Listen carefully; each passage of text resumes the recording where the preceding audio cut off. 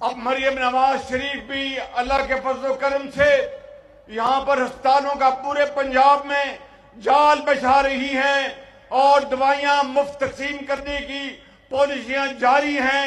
Laptop दिए जा रहे हैं, किसान कार्ड वो दिया जा रहा है, ट्रांसप्लांट दिल का, जिगर का, उसके वहां पर सेंटर्स पंजाब में बनाए जा रहे हैं। सरगोदा में दिल की अमराज का अस्पताल बनाया जा रहा है और इस तरीके से लाहौर में नवाज शरीफ एक बहुत बड़ा कैंसर अस्पताल बनाया जा रहा है।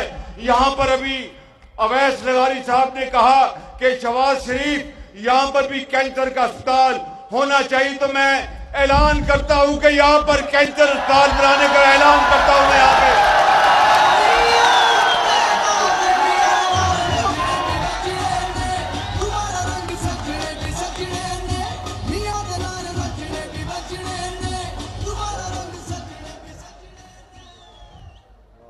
ओ जनूबी पंजाब वालों, मैं तुहाको कुछ नहीं दिता।